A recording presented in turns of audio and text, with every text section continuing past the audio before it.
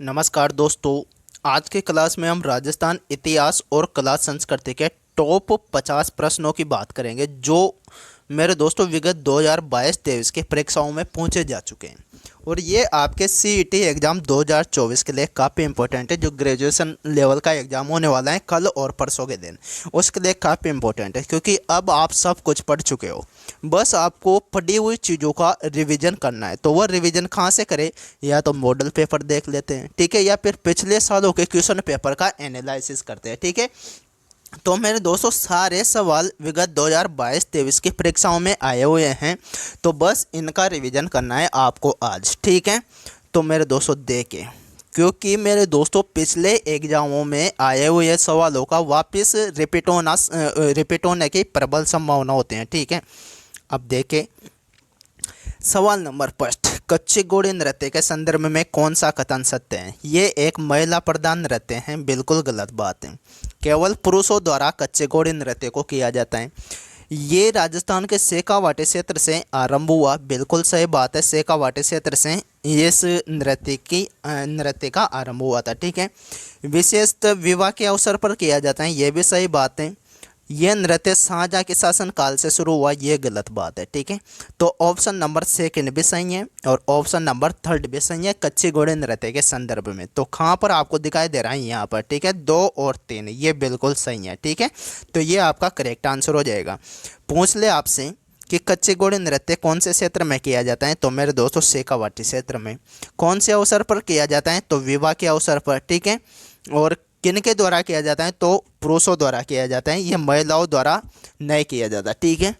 इंडोने लोकगीत गाया जाता है। तो मेरे दोस्तों महिलाएं जब कुएं में पानी भरने जाया करती थी पौराणिक समय में, तो उस समय इंडोने लोकगीत गाया जाता था। आजकल तो कुएं भी समाप्त हो गए, तो ये गीत भी समाप्त हो चुका है, ठीक है भाई। कुओं से पानी कौन लाता है आजकल?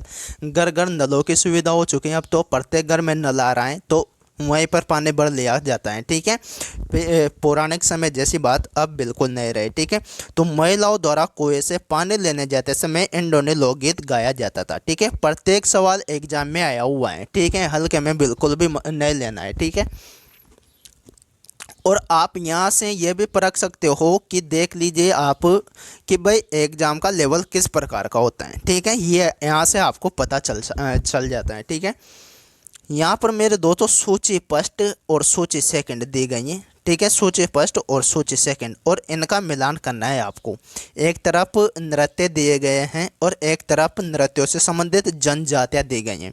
अब कौन सा नृत्य कौन सी जनजाति द्वारा किया जाता है ये आपको देखना है और मिलान करना है। मिलान करने के बाद सही कोट का चयन करना है, ठीक है। तो मेरे दोस्तों चरी नृत्य गुर्जरों का नृत्य है। तो एम ए थर्ड कहाँ पर दिखाई दे रहा है आपको? यहाँ पर ऑप्शन नंबर 3 में, ठीक है, एम ए थर्ड। तो यही आपका करेक्ट आंसर हो जाएगा। इसके अलावा तो यहाँ पर एम ए4, M A first, M A second, ये तीनों ऑप्शन गलत हैं। तो एम ए थर्ड यहाँ पर मेरे दोस्तों ऑप्शन नंबर 3 में आपको दिखाई दे रहा है। अब आपकी सुविधा के लिए पूरा मिलान कर देता हूँ मैं। रणबाजा नृत्य मेव जाति का है, शंकरिया नृत्य कालबेलिया जनजाति का, और चक्रीय नृत्य कंजर जनजाति का, ठीक है। तो चरी नृत्य गुज्जर जनजाति एम ए थर्ड, रणबाजा नृत्य मेव जनजाति बी में सेकंड, और शंकरिया नृत्य कालबेलिया जनजाति सी में फर्स्ट, और आपको यहाँ पर दिखाई दे रहा है। तो ऑप्शन नंबर 3 आपका बिल्कुल करेक्ट हो जाएगा, ठीक है।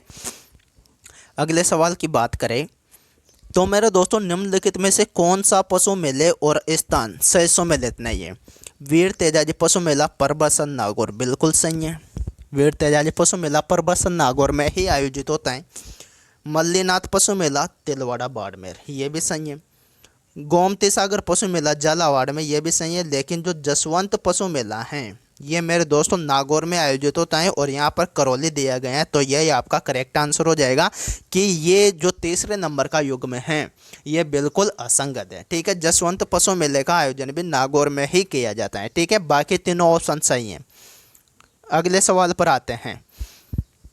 देखिए डूंगरपुर स्थित नौलखा बावड़ी किसने बनवाया? तो रानी प्रेमल देवी ने। डूंगरपुर में जो नौलखा बावड़ी स्थित है उसका निर्माण किसने करवाया था? तो रानी प्रेमल देवी ने, ठीक है। अगले सवाल पर आते हैं मेरे दोस्तों। बिना टाइम वेस्ट के आप 2-2 4-4 घंटों की क्लासें देखते हो, लेकिन वहाँ पर क्या मिलता है आपको? 4 घंटे वेस्ट होते हैं। यहाँ पर हम 20 से 25 मिनट की इस वीडियो में आपको एकदम बेस्ट जानकारी देंगे और सारे सवाल 2022 और 2023 के एग्जाम में पूछे जा चुके हैं, ठीक है। तो आगे भी पूछने की इन सवालों की प्रबल संभावना है, तो बिल्कुल आपको पूरी वीडियो देखना है बिना स्किप किए हुए, ठीक है। पूरे यहाँ पर टॉप 50 की बात की है मैंने, लेकिन इस क्लास में पूरे 70 सवाल हैं और इन 70 सवालों में से 10 से 15 क्वेश्चन आपको सेम टू सेम एग्जाम में मिल सकते हैं, ठीक है। देखिए अगला सवाल। जोधपुर का स्थान जो क्षत्रियों और प्राचीन राजाओं के उद्यानों के लिए प्रसिद्ध है, तो मेरे दोस्तों मंडोर। मंडोर जोधपुर, मंडोर ये जो जगह है जोधपुर में पड़ती हैं और ये राजा महाराजाओं के क्षत्रियों और उद्यानों के लिए प्रसिद्ध है, ठीक है। अगले सवाल पर आते हैं। ये थोड़ा आपको डिस्टर्ब करेगा, इसको ऊपर लेते हैं, ठीक है। एक तरफ आपको मेरे दोस्तों महल दिखाई देंगे और एक तरफ उनके स्थान दिखाई देंगे। कौन सा महल कहाँ पर स्थित है ये आपको देखना है और मिलान करना है, बाद में कोट का चयन करना है, ठीक है भाई। सही कोट कौन सा है? मुबारक महल जयपुर में स्थित है, बिल्कुल सही बात है, ठीक है। तो MA4 कहाँ नजर आएगा आपको? ऑप्शन नंबर 2 और ऑप्शन नंबर 4 में, ठीक है। बाकी इन दोनों ऑप्शन को आप बिल्कुल काट सकते हो, बिल्कुल नकार सकते हो, ये किसी काम के नहीं रहे, ठीक है भाई। MA आपको दिखाई दिया कि जो मुबारक महल है वो जयपुर में स्थित है, मतलब ए का मिलान 4 से होगा, तो MA4 इन दोनों जगह पर आपको दिखाई दे रहा है, ठीक है। तो ये तो बिना काम के हो चुके हैं, इनको क्या करना है अब, ठीक है। सुनहरी कोठी टोंक में, ठीक है। तो बी में सेकंड आपको ऑप्शन नंबर 4 में दिखाई दे रहा है, ठीक है। तो ये आपका करेक्ट हो जाएगा। और रेशमा महल कहाँ है मेरे दोस्तों? सिक्कर में। और एकथम्या महल डूंगरपुर में। और ये जो क्वेश्चन है एकथम्या महल वाला, ये मेरे दोस्तों बहुत से एग्जामों में पूछा जा चुका है कि एकथम्या महल कहाँ स्थित है, तो मेरे दोस्तों ये डूंगरपुर में स्थित है, ठीक है। तो आपका ऑप्शन नंबर 4 बिल्कुल करेक्ट हो जाएगा, ठीक है। अगले सवाल पर आते हैं। सारे सवाल इंपॉर्टेंट है, ये मानकर चले, ठीक है। निम्नलिखित शासकों में से किसने अकबर के शासन के दौरान बलूच विद्रोह के दमन में एक महत्वपूर्ण भूमिका निभाई थी, तो मेरे दोस्तों बीकानेर के राय सिंह ने। इसने अकबर का साथ दिया था बलूच विद्रोह के दौरान और एक महत्वपूर्ण भूमिका इसने निभाई थी, ठीक है। तो बीकानेर के राजा राय सिंह। अगले सवाल पर आते हैं। ये सवाल इंपॉर्टेंट है मेरे दोस्त भाई। 1857 का जो विद्रोह हुआ था उस समय हमारे राजस्थान में कुछ देसी रियासतें थी, लगभग 19 रियासतें थी और प्रत्येक रियासत का एक अलग से पॉलिटिकल एजेंट हुआ करता था। अब कौन सी रियासत का कौन सा पॉलिटिकल एजेंट था ये आपको देखना है और यहाँ पर संगत का चयन करना है कि कौन सी रियासत से संबंधित कौन सा पॉलिटिकल एजेंट यहाँ पर सही मैच नहीं खाता, ठीक है। तो जयपुर का तो कर्नल ईडन था, बिल्कुल सही है। मेवाड़ का कैप्टन सावर्स, ये भी सही है। और मारवाड़ का मैकमेसन, ये भी सही है। लेकिन जो भरतपुर के थे ये JD हॉल बिल्कुल नहीं थे, यहाँ पर ये आपका करेक्ट आंसर हो जाएगा। अब भरतपुर का पॉलिटिकल एजेंट कौन था ये आपको कमेंट बॉक्स में बताना है, ठीक है। देखिए, और इसका आपको कोई स्क्रीनशॉट लेने की आवश्यकता नहीं है। हमारे टेलीग्राम चैनल बादल एजुकेशन सेंटर का जो टेलीग्राम चैनल है, इसका लिंक हम आपको यहाँ पर डिस्क्रिप्शन में प्रोवाइड करवा देंगे, तो आप उस टेलीग्राम चैनल को ज्वाइन कर सकते हो। वहाँ पर इसकी PDF आपको प्राप्त हो जाएगी, ठीक है। धर्म जहाज, भक्ति पदार्थ एवं नासकेत लीला रचनाएं निम्न में से किस संत की हैं, तो ये तीनों रचनाएं मेरे दोस्तों चरणदास जी की हैं। किसकी? चरणदास जी की, ठीक है। आगे बढ़िए। अगला सवाल देखिए मेरे दोस्तों, काफी इंपॉर्टेंट सवाल, प्रजामंडल का सवाल है। इधर एक तरफ प्रजामंडल और एक तरफ प्रजामंडल से संबंधित नेता, ठीक है। यहाँ पर जैसलमेर प्रजामंडल से संबंधित नेता तो मेरे दोस्तों मीठा लाल व्यास। यहाँ पर गलत प्रिंटिंग है, यहाँ पर मोवा लाल व्यास लिखा है, बिल्कुल गलत नाम लिखा है मेरे दोस्तों, ये मीठा लाल व्यास है। तो MA फर्स्ट नंबर ऑप्शन। अब यहाँ पर तो आपको लफड़ा 3 जगह दिखाई दे रहा है, 1 में, 3 में और 4 में। तीनों जगह ए का मिलान 1 नंबर ऑप्शन से है, ठीक है। अब केवल सेकंड नंबर ऑप्शन को आप काट सकते हो, ठीक है, ये किसी काम का नहीं है। लेकिन जैसे ही हम आगे बढ़ते हैं कि बांसवाड़ा, तो बांसवाड़ा के भूपेंद्र त्रिवेदी थी, मतलब बी में 3rd नंबर ऑप्शन। तो आपको एक ही जगह दिखाई दे रहा है यहाँ पर ऑप्शन नंबर 3 में, बी में 3rd नंबर ऑप्शन। तो यही आपका करेक्ट आंसर हो जाएगा, ठीक है। अलवर के कौन थे, तो अलवर के मेरे दोस्तों कुंज बिहारी लाल मोदी और शाहपुरा के रमेश चंद्र होजा, ठीक है। तो ए का मिलान 1 से, बी का मिलान मेरे दोस्तों 3rd से, सी का मिलान 4 से और डी का मिलान सेकंड से। तो ऑप्शन नंबर 3 आपका करेक्ट आंसर हो जाएगा यहाँ पर, ठीक है। अगला सवाल देखिए मेरे दोस्तों,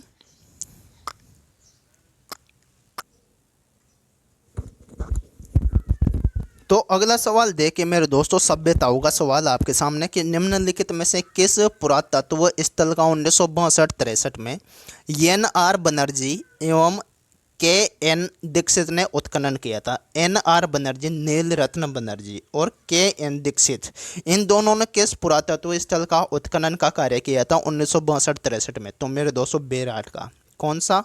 ऑप्शन नंबर 4 आपका बिल्कुल करेक्ट आंसर है। बेराट सभ्यता के उत्खननकर्ता एन.आर. बनर्जी और के.एन. दीक्षित, ये दोनों आदमी थे, ठीक है। अगला सवाल देखिए मेरे दोस्त यहाँ पर कि राणा सांगा की मृत्यु के बाद कौन मेवाड़ का शासक बना? तो मेरे दोस्तों राणा सांगा की मृत्यु के बाद में कौन बने थे? राणा उदय सिंह। कौन बने थे? राणा उदय सिंह, ठीक है। अगले सवाल की बात करते हैं। तो मामा कुंड कहाँ पर स्थित है? ये आपको बताना है। तो मेरे दोस्तों कुंभलगढ़ में। कहाँ पर? कुंभलगढ़ दुर्ग में मामा देव कुंड स्थित है, ठीक है। आगे देख के भीलवाड़ा निवासी श्रीलाल जोशी किस लोक चित्रकला से संबंधित है? तो मेरे दोस्तों इनका संबंध फड़ चित्रण से है। किससे? फड़ चित्रण से भीलवाड़ा के ये श्रीलाल जोशी का संबंध है, ठीक है। सुमेलित करना है यहाँ पर, मतलब गलत सुमेलित कौन सा है ये आपको देखना है। एक तरफ मेले दिए गए हैं और मेलों से संबंधित स्थान दिए गए हैं। अब कौन से यहाँ पर गलत सुमेलित हैं ये आपको देखना है। केला देवी का मेला सबको पता है करौली में बढ़ता है।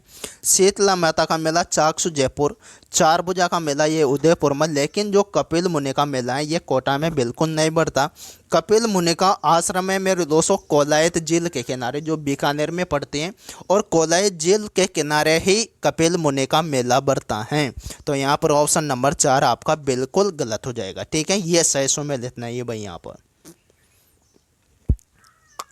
देखिए मेरे दोस्तों यहाँ पर कि जब राजपूताना की रियासतों के साथ 1818 की संधियाँ हुई थी तब भारत का गवर्नर जनरल कौन था? तो मेरे दोस्तों लॉर्ड वेलेजली। कौन था? लॉर्ड वेलेजली, ये आपका करेक्ट आंसर है, ऑप्शन नंबर 2, ठीक है।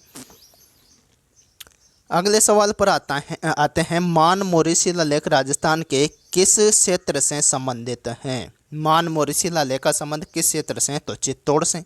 सबको पता है मेरे भाई, कहाँ से? चित्तौड़ से, ठीक है। ये सवाल देखे भाई, सन 1857 में हुए कोटा विद्रोह के संदर्भ में निम्नलिखित कथनों को पढ़िए और सही कोट का चयन कीजिए। इस विद्रोह का नेतृत्व जयदयाल और मेराब खान ने किया था। ये गलत प्रिंटिंग है मेरे दोस्त। जय ये बाल क्या लिख रखा? जयदयाल और मेराब खान ने किया था, ठीक है, कोटा में। ये कथन बिल्कुल सही है। कोटा की विद्रोही राजकीय सेना ने डॉक्टर सेबलर और मेजर बर्टन की हत्या कर दी थी। ये भी बिल्कुल सही है। तो यहाँ पर दोनों कथन सही है। तो ऑप्शन नंबर 1 आपका करेक्ट आंसर हो जाएगा, ठीक है। भाई कोटा का जो विद्रोह हुआ था उसका नेतृत्व करता कौन थे? जयदयाल और मेराब का। यह क्वेश्चन बहुत से एग्जामों में पूछा जा चुका है, ठीक है।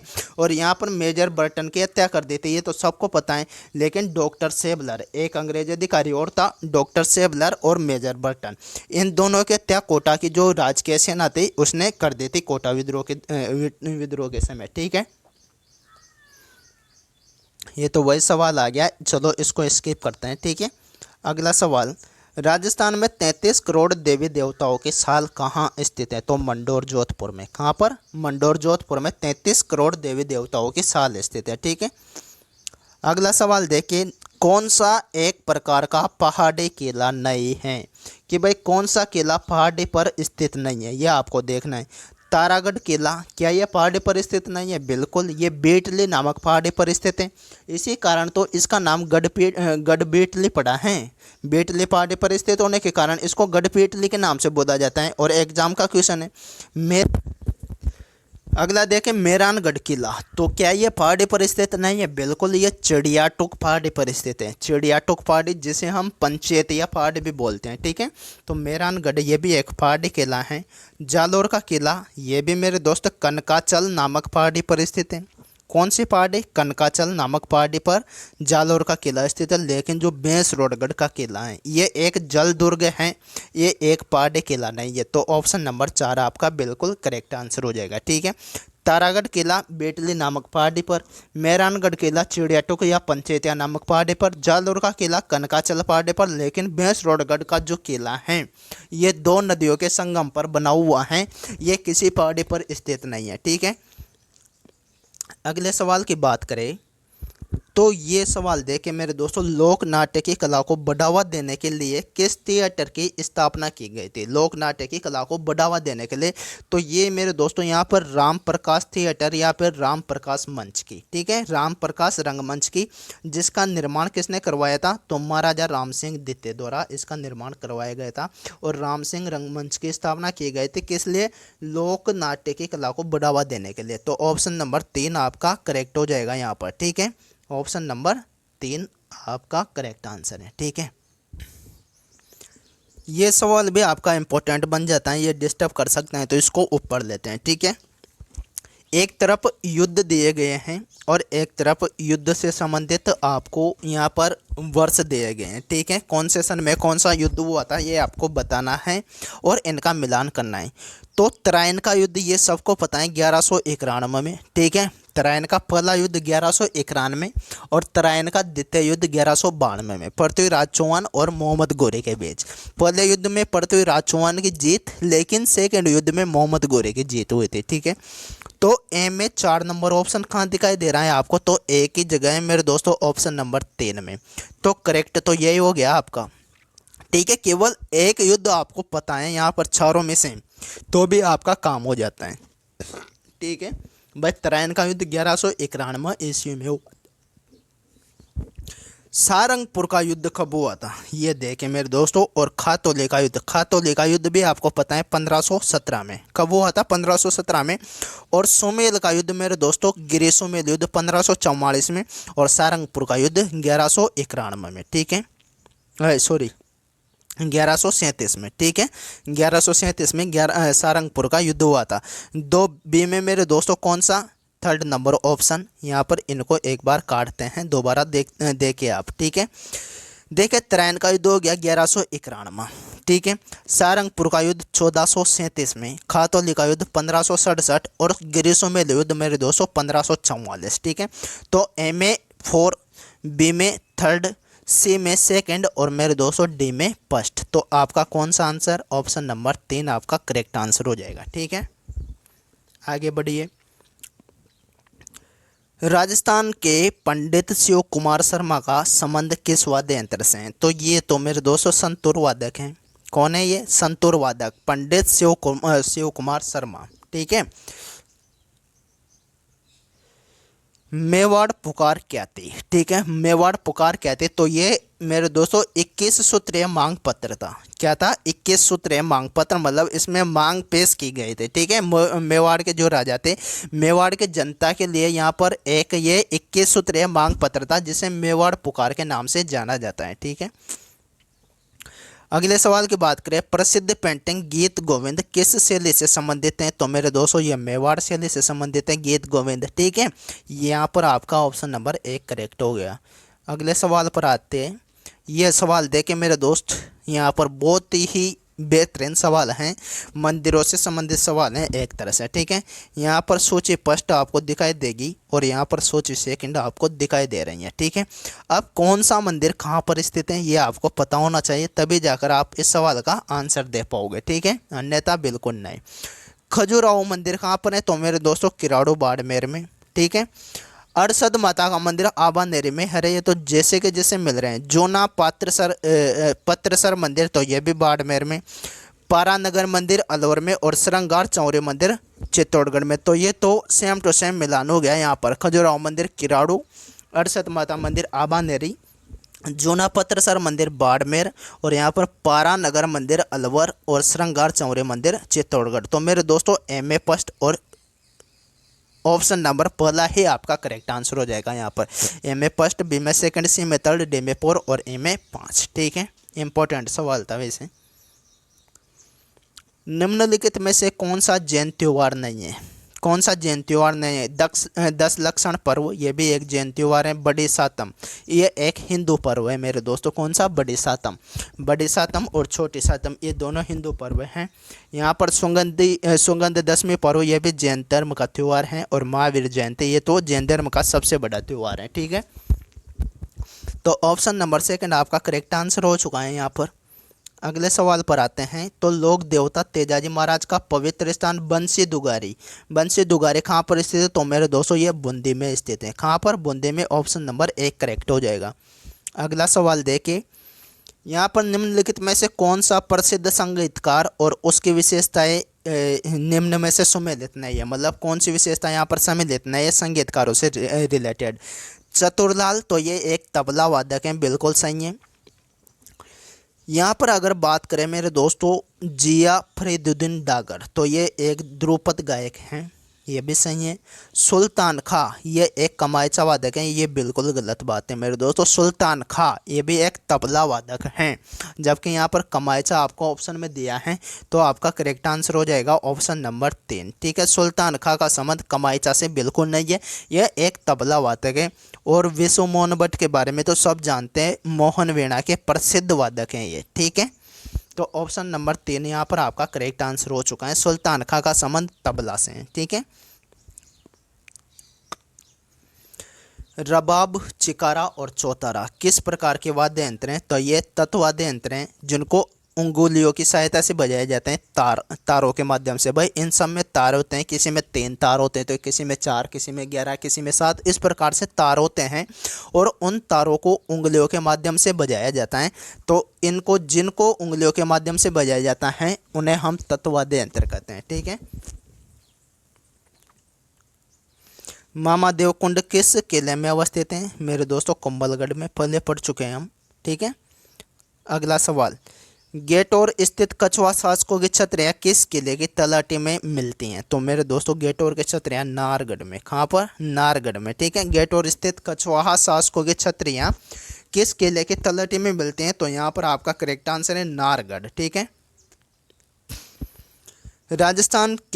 राजस्थान में किस स्थान का अन्नकूट महोत्सव प्रसिद्ध है? तो मेरे दोस्तों श्रीनाथ जी मंदिर राजसमंद, ये आपका करेक्ट आंसर है। ठीक है, श्रीनाथ जी मंदिर राजसमंद, अन्नकूट महोत्सव यहाँ का ही प्रसिद्ध है।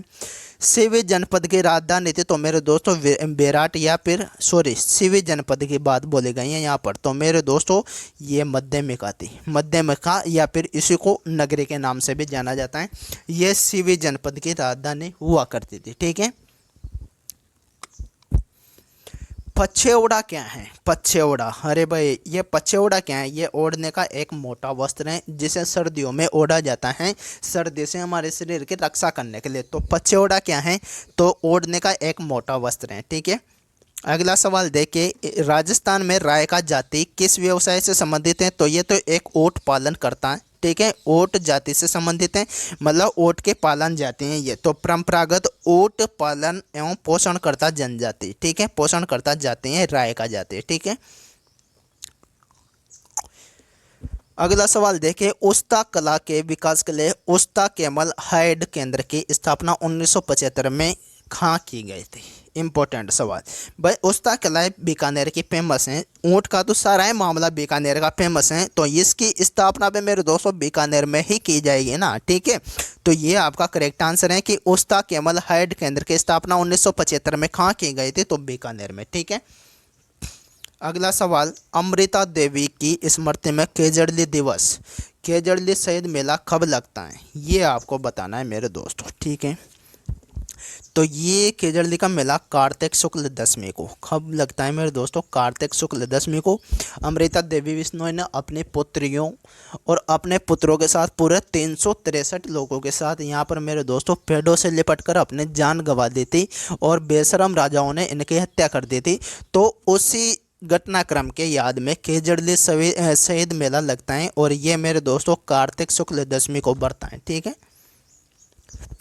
रागमाला किसके द्वारा रची गई थी? ठीक है, रागमाला किसके द्वारा रची गई थी? तो पुंडरीक विठल द्वारा। किसके द्वारा? पुंडरीक विठल द्वारा रागमाला रची गई थी और चावंड से लिखा ये रचना है मेरे दोस्तों, चावंड से लिखी। ठीक है,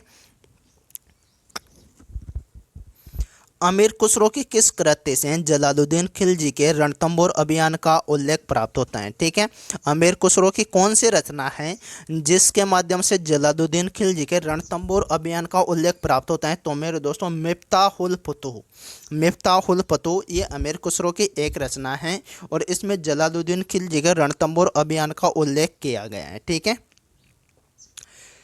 अगला सवाल देखें यहाँ पर, निम्न में से कौन सा स्मारक यूनेस्को द्वारा 2010 में विश्व विरासत सूची में शामिल किया गया था? तो यहाँ पर जंतर मंतर जयपुर, कौन सा? जंतर मंतर जयपुर को मेरे दोस्तों 2010 में विश्व विरासत सूची में शामिल किया गया था। ठीक है, अगला सवाल, कौन विजयदान देता द्वारा या निम्नलिखित में से कौन विजयदान देता द्वारा नहीं लिखा गया है? ठीक है, बातारी फुलवारी बिल्कुल, बलवंत विलास, रुक रुक भी लिखा गया है और मारो बदलो। ठीक है, मारो बदलो ये भी विजयदान देता की कृति हैं, लेकिन जो बलवंत विलास हैं ये मेरे दोस्तों बलवंत विलास ये विजयदान देता द्वारा नहीं लिखी गई हैं। ठीक है,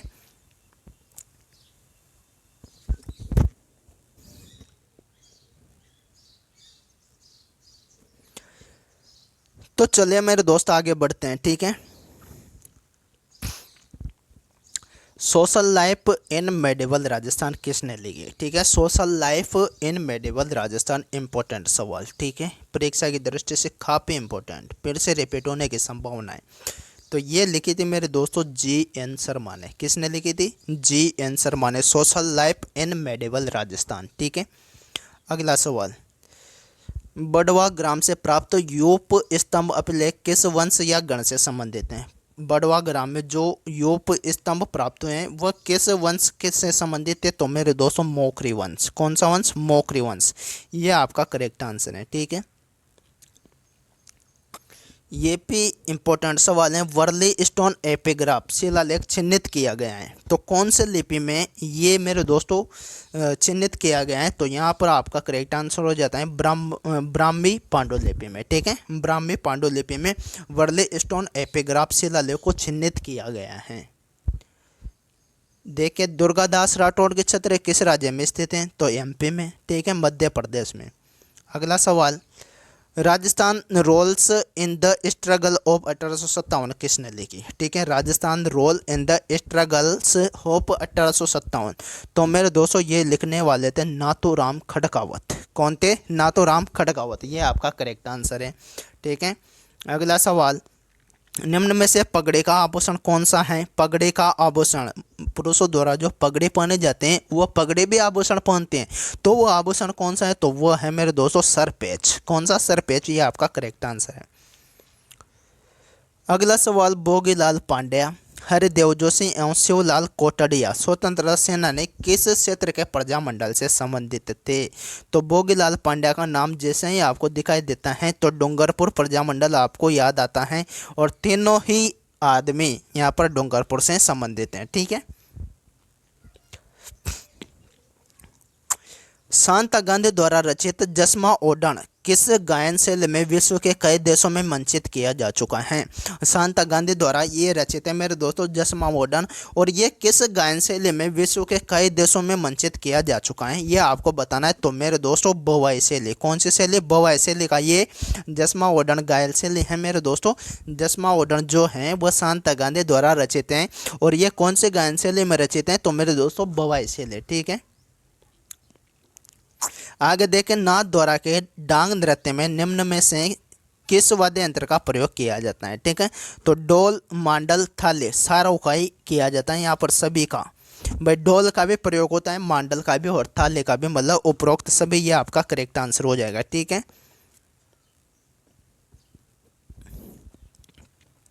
चांद तेयब, राम सिंह बाटी, साहिबा एवं उसना चित्रकार निम्न में से किस चित्र शैली से संबंधित हैं? अब यहाँ पर आपको दो नाम दिखाई दे हैं, साहिबा और उसना चित्रकार। ठीक है, इसका पता है कि ये अजमेर से संबंधित है दोनों कलाकार। तो चांद तेयब और राम सिंह बाटी ये भी दोनों कहाँ से संबंधित है? अजमेर से। तो ऑप्शन नंबर 4 आपका करेक्ट हो जाएगा। ठीक है, ऑप्शन नंबर 4। ट्रेंच कमीशन किससे संबंधित है? तो बेंगो किसान आंदोलन से। किससे संबंधित है? राम नारायण चौधरी, याद कीजिए, बेंगो किसान आंदोलन के प्रवर्तक। ठीक है, तो ट्रेंच कमीशन बेंगो किसान आंदोलन से संबंधित है। ठीक है, अगला सवाल, प्रसिद्ध तीर्थ स्थल गलियाकोट किस नदी के किनारे स्थित है? तो मेरे दोस्तों लूणी नदी के किनारे, ठीक है। गलियाकोट डूंगरपुर, सॉरी लूणी नहीं, माही होगी यहाँ पर मेरे दोस्तों, कौन सी, माही नदी के किनारे, ठीक है।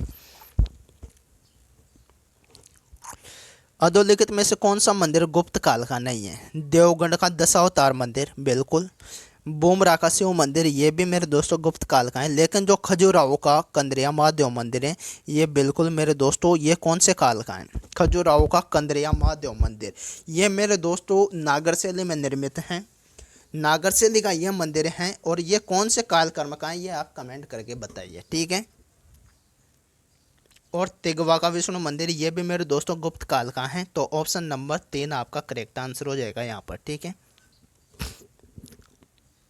अगला सवाल देखिए, राजस्थानी संस्कृति में ओलंदी क्या है? ओलंदी तो मेरे दोस्तों नववधु के साथ में जो पुरुष या स्त्री जाया करते थे पहले के टाइम, उनको हम ओलंदी कहते हैं। तो नववधु के साथ जाने वाले पुरुष या स्त्री, इन्हें हम ओलंदी के नाम से जानते हैं, ठीक है।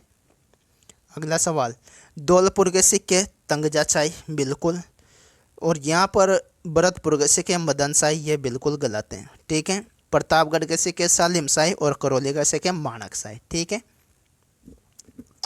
इंपॉर्टेंट सवाल यहाँ पर आपको कोड का चयन करना है। ब्राह्मणी माता मंदिर कहाँ पर स्थित है मेरे दोस्तों? तो सोरसण 12 में। कहाँ पर? एकमात्र मंदिर जहाँ पर ब्राह्मणी माता की पीठ की पूजा हुआ करते हैं, तो ये सोरसण 12 में स्थित है। शीतला माता मंदिर चाकसू जयपुर, जीर्ण माता मंदिर रेवासा सीकर, और सचिया माता मंदिर ओसिया जोधपुर, ठीक है। तो एम ए सेकेंड, बी में थर्ड और सी में 4 कहाँ पर दिखाई दे रहा है आपको? ए में सेकेंड, बी में थर्ड और सी में 4, जबकि डी में 1। तो ऑप्शन नंबर 1 आपका करेक्ट आंसर हो जाएगा, ठीक है। तो मेरे दोस्तों आज की क्लास यहाँ पर समाप्त होती हैं। हमने लगभग 50 से 60 सवालों की बात इस क्लास में की, काफ़ी इंपॉर्टेंट सवाल थे। अगर वीडियो अच्छी लगे आपको तो बिल्कुल लाइक कीजिए, ठीक है।